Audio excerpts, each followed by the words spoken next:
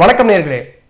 தேர்தல் 2024 சிறப்பு நேர்காணல்ல நம்மோடு இணைந்திருப்பவர் சட்டமன்ற உறுப்பினர், தமிழக வாழ்வுரிமை கட்சியினுடைய நிறுவன தலைவர் திரு வேல்முருகன் அவர்கள். சார் வணக்கம். வணக்கம். தேர்தல் தொடங்கிவிட்டது. யாருக்கு எத்தனை சீட் பேச்சுவார்த்தை எல்லாம் திமுக கூட்டணியில் முடிஞ்சு யாருக்கு இடங்கள், யார் வேட்பாளர்லாம் போயிட்டு இருக்கு. நீங்க ஒரு இடம் கேட்டீங்க, உங்களுக்கு ஒதுக்கப்படவில்லை. உங்களுடைய நிலைப்பாடு என்ன? இப்போ நாங்கள் கேட்டோம். எங்களுடைய கூட்டணி கட்சியின் தலைமை இந்த தேர்தலில் எங்களுக்கான வாய்ப்பு இதுவரையில் வழங்கப்படவில்லை. இல்லை அதை கூப்பிட்டு சமரசம் பண்ணாங்களா, இல்லை பார்த்துக்கலாம் அடுத்த ஃபியூச்சரில் பார்த்து? உங்களுக்கு தெரியுமே, தேர்தல் குழு பேசினாங்க. அப்புறம் நேத்திக்கு அண்ணன் பணிக்குழு தலைவர் டிஆர் பாலு அவர்கள் பேசினாங்க. வேறு முக்கியமான சந்திப்புகளூடாக இந்த முறை நீங்கள் கடந்த தேர்தல் போகிறவே இந்த முறையும் எங்களுக்கு ஆதரவு கொடுங்க, வருகின்ற சட்டமன்ற தேர்தலில் கண்டிப்பாக உங்களுக்கு உரிய ஒரு அங்கீகாரமும் மரியாதையும் செய்யப்படும் அப்படின்னு இருக்கிறாங்க. இருந்தாலும் இந்த தேர்தலில் தமிழக வாழ்வுரிமை கட்சிக்கு ஒரு இடத்தை திராவிட முன்னேற்றக் கழகம் ஒதுக்கியிருக்க வேண்டும் என்பதுதான் எங்கள் ஒட்டுமொத்த கட்சி நிர்வாகிகளுடைய எதிர்பார்ப்பாக இருந்தது. அந்த எதிர்பார்ப்பு, எமது கட்சி தொண்டர்களுடைய எதிர்பார்ப்பு நிறைவேறவில்லை என்கிற ஒரு வருத்தம் இருக்கத்தான் செய்கிறது. நீங்கள் கேட்டீங்க, அதே போல் திரு ஜவாஹிருல்லா கேட்டார். சரி, ஓகே, இப்போ நாடாளுமன்ற தேர்தலில் ஒதுக்கலை, மாநிலங்களவையிலாவது சீட்டு கொடுங்கன்னு ஜவாஹிருல்லா கேட்குறாரு. உங்களுக்கு அந்த மாதிரி கோரிக்கை இருக்கு? எனக்கும் அந்த கோரிக்கை இருக்குது. அந்த கோரிக்கை நான் திமுக தலைமைக்கு தெரிவிச்சிருக்கேன், கடிதமாகவே எழுதி தெரிவிச்சிருக்கிறேன். என்ன சொன்னாங்க? இப்போ உங்களுக்கும் அவங்களுக்குலாம் சட்டமன்ற தேர்தலில் சீட் கொடுத்தாங்க. ஆனால் நாடாளுமன்ற தேர்தல் வர்றப்போ ஒரு சீட் அப்படின்னாலே 6 சட்டப்பேரவை தொகுதிகளை உள்ளடக்கிது. அப்போ 6 சீட்டு கொடுத்த சமமாயிரும். அந்த கால்குலேஷனில் தமிழக வாழ்வுரிமை வளரலை அப்படின்னு நினைக்கிறாங்களோ? அது நீங்கள் அவங்ககிட்ட தான் கேட்கணும். எங்களை பொறுத்தவரையில் உங்களுக்கு தெரியும், தமிழக வாழ்வுரிமை கட்சி தமிழ்நாடு முழுவதும் அரசும் பிரிக்கப்பட்ட 38 மாவட்டங்களிலும் எமக்கான அமைப்பு ரீதியான கட்சிகளை நாங்கள் உருவாக்கி வைத்திருக்கிறோம். கிளை, பேரூராட்சி, நகராட்சி, ஒன்றியம், மாவட்டம், மாநிலம் என்கிற கட்சிக்கான கட்டமைப்புகளை தமிழ்நாடு முழுவதும் இந்த 12 ஆண்டு காலத்தில் தமிழக வாழ்வுரிமை கட்சி உருவாக்கி, உங்களுக்கு தெரியும், தென் தமிழ்நாட்டில் தாமிரபரணி ஆற்றின் தண்ணீரை பெப்ஸ்கோ நிறுவனங்கள் உறிந்ததற்கான பல்லாயிரக்கணக்கான மக்களை தென் மாவட்டங்கள் திரட்டி நடத்தினோம். தூத்துக்குடியில் டேக் என்கிற ஒரு தொழிற்சாலைக்காக, அது மூடிய தொழிற்சாலை திறக்கப்பட வேண்டும் என்பதற்காக ஆயிரக்கணக்கான மக்களை திரட்டி அங்கே நடத்தினோம். ராமேஸ்வரத்தில் எமது முள்ளிவாய்க்கால் நினைவேந்தல் நிகழ்வு, மாவீரர் நாள் நிகழ்வை அங்கே ஆயிரக்கணக்கான மக்களோடு நாங்கள் நடத்தியிருக்கிறோம். ஆக மதுரையில் இப்போது இந்த ஆண்டு மாவீரர் நாள் நிகழ்வு மதுரை மண்ணில்தான் பல்லாயிரக்கணக்கான மக்களோடு எமது தமிழக வாழ்வுரிமை கட்சி அங்கு முன்னெடுத்தது. ஆக தமிழ்நாடு முழுவதும் தமிழ் தேசியர்கள், தமிழின உணர்வாளர்கள், தமிழ் அறிஞர்கள், தமிழையும் தமிழ் மொழியும் தமிழ்நாட்டின் உரிமையும் காப்பாற்றப்பட வேண்டும், நிலைநிறுத்தப்பட வேண்டும் என்கிற இளைய தலைமுறையிலிருந்து அனைவரும் நேசிக்கக்கூடிய, எந்தவித ஒரு குற்றச்சாட்டுக்கும் உள்ளாகாத ஒட்டுமொத்த உலக தமிழர்களின் வாழ்வுரிமைக்காக களத்தில் வெகுமக்களை அணிதிரட்டி போராடுகின்ற ஒரு அரசியல் கட்சியாகத்தான் தமிழக வாழ்வுரிமை கட்சி வீர்நடை போட்டு வருகிறது. ஆனால் இதை அங்கீகரிக்க வேண்டிய இடத்தில் இருக்கின்ற திராவிட முன்னேற்றக் கழகம் ஏனோ அங்கீகரிக்க மறுக்கிறது. திமுகவை இன்னும் சொன்னால் இந்தியா கூட்டணியை ஆதரிப்பது அப்படின்ற உங்களுடைய நிலைப்பாடு மகிழ்ச்சியோடு எடுத்ததா, மன வருத்தத்தோடு எடுத்ததா? அதாவது மனிதகுல விரோத உணர்வுகளை இந்திய மக்களிடம் உருவாக்கி அதன் மூலமாக மதத்தின் பெயரால் அரசியல் அறுவடை செய்ய நினைக்கிற ஒன்றிய பாரதிய ஜனதா அரசு வீழ்த்தப்பட வேண்டும். தமிழ்நாட்டில் அவர்கள் இங்கு வெற்றி பெற்றால் அது இந்த தமிழ் மண்ணுக்கே உரிய மாண்புகள் எதிர்காலத்தில் கொஞ்சம் கொஞ்சமாக அழிக்கப்படும் என்கிற காரணத்தினால் எங்களுக்குரிய இடம் தரவில்லை என்று சொன்னாலும் கூட நாங்கள் பாரதிய ஜனதா இந்த மண்ணில் வேகமாக மத விரோத எண்ணங்களை, கருத்துக்களை, தனது செயல்பாடுகளை இந்த மண்ணில் வேகமாக வளர்த்து வருகிறது. அதனால் இந்த மண்ணில் ஒருதாய் மக்களாக இருக்கின்ற தமிழர்களிடையே சாதியாகவும் மத ரீதியாகவும் இங்கு பிரித்தாளப்படுகின்ற சூழ்ச்சி மிக வேகமாக நடைபெற்று வருகின்ற காரணத்தினால் நாங்கள் அந்த மதச்சார்பற்ற ஜனநாயக சக்திகள் ஒன்றாக இருக்கின்ற, ஏற்கனவே 3 தேர்தலில் வெற்றி கூட்டணியாக இருந்த திராவிட முன்னேற்றக் கழகத்தில் நாங்கள் இருந்து பணியாற்றி வருகிறோம். தேர்தலில் ஒரு இடம் கிடைக்கவில்லை என்பதற்காக அந்த கூட்டணியை விட்டு வெளியேறுவதை காட்டிலும் அந்த கூட்டணியில் இருந்து அடுத்தடுத்த தேர்தல்களில் இதற்குரிய அங்கீகாரத்தை பெற வேண்டும் என்கிற எண்ணத்தோடு நாங்கள் பயணிக்கிறோம். கண்டிப்பாக நீங்கள் கேட்ட கேள்வியில் உண்மை இருக்கிறது.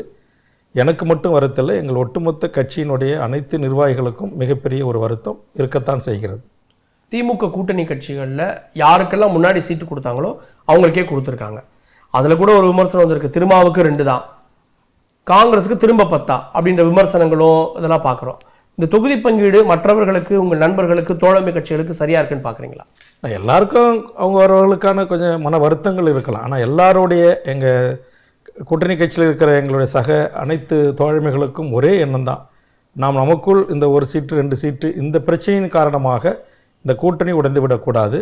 அதை பயன்படுத்தி பாரதிய ஜனதா தமிழ்நாட்டில் இங்கு இஸ்லாமியர்கள், கிறிஸ்தவர்கள், இந்துக்கள் என்று இவர்களை பிரித்து ஆளுகின்ற இந்த சூழ்ச்சி, வட மாநிலங்களில் எப்படி மதத்தின் பெயரால் மக்கள் படுகொலைக்கு உள்ளாக்கப்படுகிறார்களோ, மனிதம் சிதைக்கப்படுகிறதோ, அதுபோன்ற ஒரு நிலைமை தமிழர் மண்ணில் நடந்துவிடக்கூடாது என்கிற ஒரு மிகப்பெரிய பார்வையோடு தான் அனைத்து தோழமைகளுமே இதை ஏற்றுக்கொண்டு இந்த கூட்டணியை நீடித்திருப்பதாக நான் கருதுகிறேன். பாஜக கூட்டணி வளர்றதா பார்க்கலையா? ஏன்னா பல கட்சிகள் இன்னைக்கு அதிமுக விட்டுட்டு பாஜக போயிருக்காங்க. இப்போ பாஜக ஒன்றுமே நோட்டா கட்சின்னு பாஜக இன்னைக்கு வந்து திமுகவுக்கு போட்டியை கொடுக்குதுன்னு பார்க்கலையா? இல்லை, அப்போ அது போட்டியை கொடுக்குது, அதில் எந்த மாற்று கருத்து இல்லை. இன்றைக்கி தமிழ்நாட்டில் இருக்கிற அந்தந்த பகுதியில் செல்வாக்கு பெற்ற அரசியல் கட்சிகளை அனைத்தையும் ஒரு தளத்தின் கீழ் கொண்டு வந்து ஏற்கனவே வாங்கிய வாக்குகளை விட அதிகமான வாக்குகளை வாங்கக்கூடிய ஒரு சக்தியாக பாரதிய ஜனதா வளர்ந்திருக்கிறது என்பதில் மாற்று கருத்தில்லை. இது அவர்களுடைய வளர்ச்சி திராவிட முன்னேற்ற கழகத்துக்கும் திராவிட சித்தாந்தத்திற்கும் எதிரானது என்பதை உணர்ந்து தனக்கான இடங்களில் 1-2 இடங்களை குறைத்து என்னை போன்றவர்களை, பேராசிரியர் ஜவஹர்லா போன்றவர்களை திராவிட முன்னேற்ற கழகத்தின் தலைமை இடம் தந்து அவர்கள் இந்த கூட்டணியில் நாடாளுமன்றத்திலும் எங்கள் குரல் ஒலிப்பதற்கான வாய்ப்பை உருவாக்கி தந்திருக்க வேண்டும். அது தரவில்லை. அதனால் பாரதிய ஜனதா என்கிற அந்த மிக மனிதகுல விரோத சித்தாந்தங்கள் இந்த மண்ணில் வளர்ந்துவிடக்கூடாது என்பதை என்னை காட்டிலும் திமுக தலைமை அதிகம் உணர்ந்திருக்கும் என்று நான் நம்புகிறேன். தமிழக வாழ்வுரிமை கட்சி, தமிழக வெற்றி கழகம், டிவிகே, விஜயா, வேல்முருகனா? இல்லை, உங்களுக்கு தெரியும், நான் 12 ஆண்டு காலமாக டிவிகே என்கிற எம் கட்சியினுடைய இணையதளங்கள், முகநூல் பக்கங்கள், இன்ஸ்டாகிராம், ட்விட்டர், கூகுள் சர்ச், நீங்கள் எதில் சென்றாலும் டிவிகே என்றால் தமிழக வாழ்வுரிமை கட்சி, ஃபவுண்டர் லீடர் வேல்முருகன் என்று தான் வரும். நான் கமலுக்கு சொன்னது தான், என்னை விட சினிமாவில் நடித்து புகழ்பெற்ற ஒரு நடிகனாக இருக்கிற விஜய் இந்த டிவிகே என்கிற பெயரை அவர் அதை தேர்வு செய்திருக்கிறார். என்ன, அவருடைய பக்கங்களில் டிவிகே விஜய் என்கிற சுருக்கெழுத்துக்களை சேர்த்திருக்கிறார். அதனால் எனக்கு தேர்தல் ஆணையம் முறையாக டிவிகே என்பது ஒரே கட்சியை ஒரு 3 எழுத்து 2 கட்சிகளை குறிக்கக்கூடியதாக இருக்கலாமா இருக்கக்கூடாதா என்பதை தேர்தல் ஆணையம் முடிவு செய்ய வேண்டும். முறையிட போகிறேன் அப்படின்னு நான் முறையிட்டிருக்கிறேன். எனக்கு அதற்குரிய எந்த பதிலும் வரல. ஒருவேளை தேர்தல் ஆணையம் அது தமிழக வெற்றி கழகம் என்கிற தமிழ்ச்சொல் வேறு பொருள்படுகிறது, ஆங்கில சொல் டிவிகே என்று இருவருக்கும் ஒன்றாக வருகிறது. இதை எப்படி நாம் முடிவுக்கு கொண்டு வருவது என்பதை குறித்து தேர்தல் ஆணையம் தான் முடிவு செய்ய வேண்டும். 50 லட்சம் உறுப்பினர்களை விஜய் கட்சி சேர்த்திருக்க பற்றியும் விமர்சனம் வச்சிங்க, அது பொய்ன்னு நினைக்கிறீங்களா? இல்லை, நான் விமர்சனம் வைக்கல. எனக்கு என்னென்னா, நான் பல கூட்டங்களில் ஒரு சொல்கிற செய்தி தான். அந்த தமிழ் சமூகத்திற்காக தன் வாழ்நாளை அர்ப்பணித்து சுதந்திர இந்தியாவின் விடுதலைக்காக 10 ஆண்டு காலம் சிறைவாசம் அனுபவித்த ஐயா நல்லக்கண்ணு போன்றவர்கள், இந்திய அளவில் அன்னை இந்திரா காந்தியோடும் எமது தமிழ் தேசிய தலைவர் பிரபாகரனோடும் நெருக்கமாக பழகி தமிழருக்கான தமிழ் தேசிய அரசியலையும் உலகத் தமிழர் பேரமைப்பையும் கட்டி நிறுவி இந்த மண்ணில் இருந்த ஒரு அப்பழுக்கற்ற ஊழல் ஏனைய குற்றச்சாட்டுகள் ஆளாகாத ஐயா நெடுமாறன் போன்றவர்கள், மறந்த ஐயா சங்கரையா போன்றவர்கள், தமிழ்நாட்டின் உரிமைகளுக்காக நாடாளுமன்றத்தையே தன் பக்கம் ஈர்த்த அண்ணன் வைகோ போன்றவர்கள், இது போன்ற தமிழ் சமூகத்தின் எண்ணற்ற ஆளுமைகள், இவர்கள் இந்த நாட்டில் இருக்கிற பத்திரிகை ஊடகங்களை போன்ற மிகப்பெரிய ஊடகங்கள், இவர்களுடைய கடந்த கால வாழ்வியல், இவருடைய அர்ப்பணிப்பு, இவருடைய போராட்டங்கள், இவர்கள் இந்த மண்ணுக்கும் மக்களுக்கும் செய்த அளப்பரிய காரியங்களை கொண்டு போய் சேர்த்திருக்க வேண்டிய கடமை பொறுப்பு இந்த நாட்டில் இருக்கிற பத்திரிகை ஊடகத்துறைக்கு இருக்குது. ஆனால் நீங்கள் கமல், ரஜினி, விஜய் போன்ற திரைத்துறையில் புகழ்மிக்க கலைஞர்களுக்கு கொடுக்கிற அந்த வெளிச்சத்தை நிஜமாக இந்த மண்ணுக்காக போராடி வருகின்ற தலைமைகளுக்கு கிடைக்கவில்லை. அதனுடைய விளைவு தமிழ் சமூகம் ஆண்டாண்டு காலமாகவே நீங்கள் எம்ஜிஆர், ஜெயலலிதா, இப்படி இந்த வரிசையில் சினிமா துறை அல்லது கலைத்துறையை சார்ந்தவர்களையே நாம் தூக்கி வைத்து கொண்டாடுகிற ஒரு மனநிலைக்கு என் தமிழ் சமூகத்தை தள்ளியது இந்த நாட்டில் இருக்கிற பத்திரிகை ஊடகங்கள். அதனுடைய வழித்தோன்றலாகத்தான் இன்றைக்கு அடுத்தடுத்த திரைக்கலைஞர்களுக்கும் நாம் இந்த மண்ணுக்காக, மக்களுக்காக, மொழிக்காக, இனத்திற்காக எந்தவித ஒரு பங்கும் ஆற்றாமல் நமக்கு கிடைத்த இந்த புகழ் வெளிச்சத்தை பயன்படுத்தி நாம் அரசியல் கட்சியை தொடங்கி வென்று இந்த நாட்டின் அரியணைக்கு வரலாம் என்கிற ஆசை வருகிறது.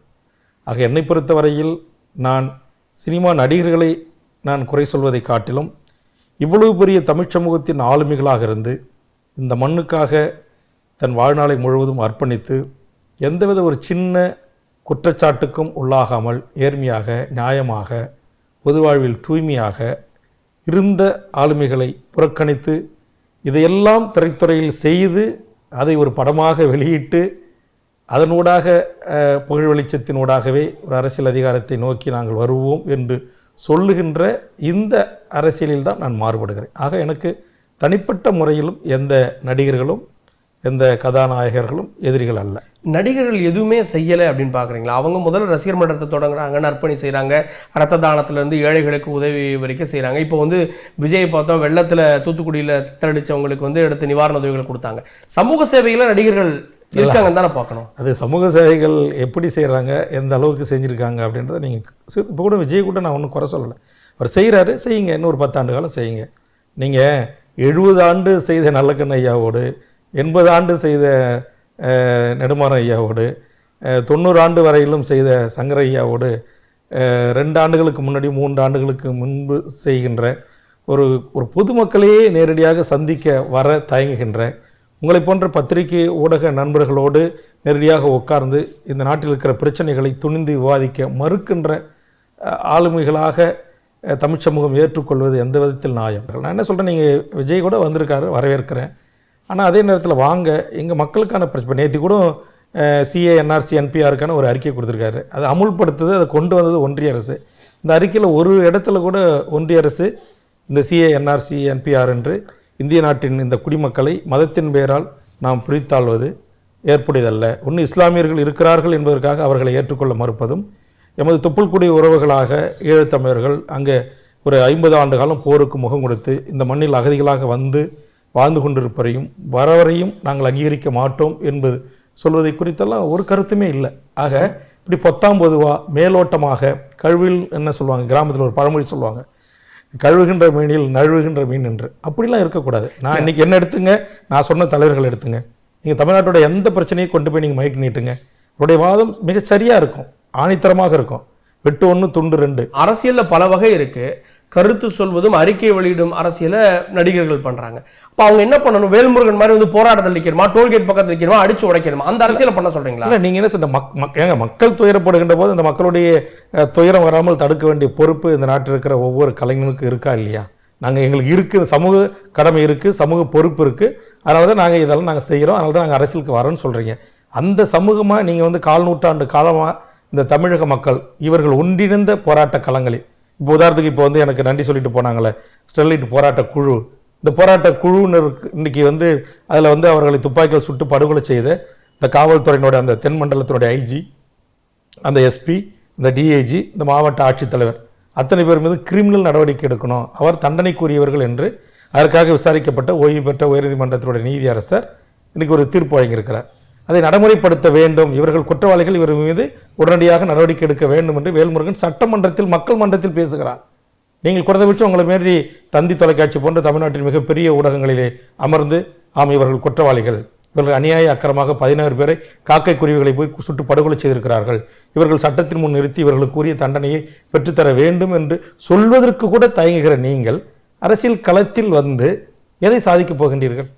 திராவிட அரசியல், திராவிட கட்சிகளுடைய வளர்ச்சியும் நடிகர்களை மையப்படுத்தி தான் இருந்திருக்கு. எம்ஜிஆர், ஜெயலலிதா, வளர்ச்சி. இவங்களை ஒரே வார்த்தையில கூத்தாடிகள் அப்படின்றது சரியா இருக்குமா? இல்லை, கூத்தாடிகள் என்பது வந்து நான் வந்து எப்பயுமே தூய தமிழ்ச்சொல் கூத்தாடிகள். கூத்தாடிகள் என்பது கொச்சைப்படுத்த வேண்டும் என்ற நோக்கத்தில் சொல்றதில்லை. எங்கள் ஊரில் கூட இன்னமும் கூத்து நடக்கிறது. கூத்து கலைஞர்களை கூத்தாடிகள் தான் சொல்லுவோம். நீங்கள் கூத்தாடிகள் என்பது கொச்சைப்படுத்துகிற வார்த்தையாக நீங்கள் எடுக்கிறீங்க. விஜய் சார்பாக அறிக்கை தந்தவர்களை கூத்தாடிகள் என்பது தமிழ்ச்சொல் தான் ஏற்றுக்கிட்டு இருக்கிறாங்க. இல்லை, அவருக்கு நாகரிகமாக நடிகர் அப்படின்றாங்க. நான் நடிகர்னு சொல்கிறேன், கூத்தாடிகள் விஜய் கூத்தாடிகள் அப்படிங்கும்போது அது பன்மொழி சொல், அது வந்து பன்முகத்தன்மை கொண்ட பொருள், அது எல்லாரையும் குறிக்கும். அது வந்து ஒரு தூய தமிழில் கூத்தாடிகள் என்றால் திரைக்கலைஞர்கள். இப்போ விஜய்க்கு வச்ச விமர்சனம் தான் எம்ஜிஆருக்கும் ஜெயலலிதாவுக்கும் திரைத்துறையிலிருந்து அரசியல் வந்த எல்லாத்துக்குமே நீங்கள் சொல்கிறீங்களா? இல்லை, நான் தான் சொல்கிறேன், திரைத்துறையில் இருக்கின்ற புகழ் வெளிச்சத்தை மட்டும் நம்பி வாக்களிக்கிற மனநிலையில் தமிழகம் இருக்கக்கூடாது. உலகத்தில் மிகச்சிறந்த நடிகர்கள்லாம் இருக்கிறாங்க. அந்த நடிகர்கள்லாம் அந்த நாட்டுடைய அதிபர்களா, ஜனாதிபதிகளா, பிரதமராக வர்றதில்லை. இந்தியாவிலேயே ஏனைய பல மாநிலங்கள் இருக்குது. இங்கே தமிழ்நாடு இருக்கிற ஆந்திரா, கர்நாடகா, ஒரு 2 மாநிலங்களில் தான் இந்த சினிமா மோகம் இருக்குது. மீதி இந்தியா முழுக்க இருக்கிற மாநிலங்களில் இந்த சினிமா மோகம் இல்லை. இந்த கதாநாயகனுக்கு பாலாபிஷேகம் செய்வது, அவருக்காக மொட்டை அடித்துக் கொள்வது, அவருக்காக மண்சோறு சாப்பிடுவது, இந்த மோசமான பகுத்தறிவுக்கு ஒத்து வராத காரியங்களை செய்யக்கூடிய இளைய தலைமுறையை நீங்கள் ஊக்கப்படுத்தாதீர்கள் அப்படின்னு தான் நாங்கள் சொல்கிறோம்.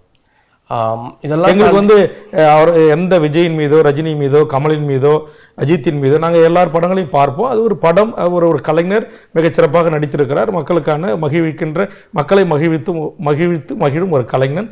அந்த கலைஞனை பாராட்ட வேண்டிய நேரத்தில் பாராட்ட வேண்டும். தலைவனை வந்து களத்தில் தேடுங்க, திரையில தேடாதீங்க. அதான் இதைத்தான் நாங்கள் சொல்லி என்னுடைய 40 ஆண்டுகள் அரசியல் வாழ்வு. நான் ஜெயலலிதாவையும் திரைத்துறையிலிருந்து வந்து நடிக்க வந்த பெண்மைக்கும் பின்னால் என் தமிழ் சமூகம் தூக்கி வச்சு கொண்டாடக்கூடாது. அது திரைத்துறை மட்டுமே, திரைத்துறையும் கூடுதலாக இருக்கலாம், ஆனால் திரைத்துறைமை மட்டுமே அதற்கான தகுதி இல்லை. திரைத்துறை நான் கேட்குறேன், இன்னைக்கு நடிகர்கள் இந்த நாட்டை ஆள வேண்டும் என்று வரக்கூடியவர்கள் அந்த திரையில் நடித்ததை தவிர்த்து இந்த தமிழ் சமூகத்திற்கு அவருடைய பங்களிப்பு என்ன? சுனாமி வந்தது, ஆழிப்பேரலை என்கிற மிகப்பெரிய பாதிப்பை தமிழ் சமூகம் சந்தித்தது, ஒக்கே புயல் வந்தது, வர்தா புயல் வந்தது, மிகப்பெரிய பேரிடர்களை கன்னியாகுமரி, தூத்துக்குடி மாவட்டங்கள் சந்தித்தன. தொடர்ச்சியாக நான் இருக்கிற கடலூர் மாவட்டம் மிகப்பெரிய பேரழிவை சந்தித்திருக்கிறது. தானே புயல் வந்தபோது மும்பாயிலிருந்து ஒரு நடிகன் வந்து அங்கே வந்து மாத கணக்கில் தங்கி அங்கே இருக்கிற கடற்கரையோர மக்களுக்கு அவரால் முடிந்த ஒரு தொகுப்பு வீடுகளை கட்டி தந்தார். ஆனால் இந்த மண்ணில் மிகப்பெரிய சூப்பர் ஸ்டார்களாக, மிகப்பெரிய நாயகனாக 100 கோடி 200 கோடி சம்பளம் வாங்கக்கூடியதாக இருந்தவர்கள் ஒருவர் கூட என் மண்ணை வந்து எட்டி பார்க்கவில்லை. ஆக என் மண்ணின் வலியை உணராத எந்த ஒரு கலைஞனையும் நான் கலைஞனாக ஏற்பதல்ல. ஆனால் அதே கலைஞன் அந்த வலியை உணராமல், அந்த மக்களுக்கான தன்னுடைய பங்களிப்பை செய்யாமல், தனக்கு கிடைத்த புகழ் வெளிச்சத்தின் ஊடாக இந்த மக்களின் வாக்குகளை பெறுவதற்காக நான் களத்தில் குதிப்பேன் என்று சொல்லுகிறார்கள் என்று சொன்னால், சொல்லுகின்ற அவர் மீது தவறில்லை. அவரை கொண்டாடி ஏற்றுக்கொள்ளுகிற என் தமிழ் சமூகத்தின் மீது தான் குறை இருக்கிறது என்பதுதான் என்னுடைய பார்வை. நான் இப்படி பேசிட்டு போறதால விஜய் ரசிகர்கள் என் மேல கல்ல கூட விட்டு அடிக்க வாய்ப்பு இருக்கு அப்படின்னு சொன்னீங்க. அப்போ வந்து விஜய் ரசிகர்கள், அங்கே இருக்கக்கூடிய அவரோடு இருக்கக்கூடிய இளைஞர்களுடைய பலம் என்னன்னு உங்களுக்கு தெரியுதானே? இல்லை, அவங்க பலத்தை பற்றிலாம் நான் கவலைப்படலை. உங்களுக்கு தெரியும், பலத்தெல்லாம் பற்றி கவலைப்படுற ஆளா நான் என் தமிழக தலைவர், தேசிய தலைவர் வழி வந்தவன். எங்கள் தோழர் தமிழரசன், மாவீரன் தமிழரசன் அவருடைய தமிழ்நாடு விடுதலை படையில் சில காலம் ஆயுத போராட்டங்களில் என்னை ஈடுபடுத்தி கொண்டவன். நான் இந்த உலகத்தில் எவனுக்கும் அஞ்சுவன் அல்ல, எவனை கண்டும் பயப்படுகின்ற இனத்தில் பிறந்தவன்ல. அதனால் நான் அதுக்காக சொல்ல, அந்த ஒரு புரிதலற்றவர்களாக இருக்கிறாங்களே. பேசுகிறப்போ சொன்னீங்க, பாபா படம் எதிர்ப்பின் போது அந்த பெட்டிகள்லாம் என்னுடைய முந்திரி கார்டில் தான் இருந்துச்சுன்னு. நாங்கள் ரஜினியவே பார்த்தவங்க அப்படின்றீங்க.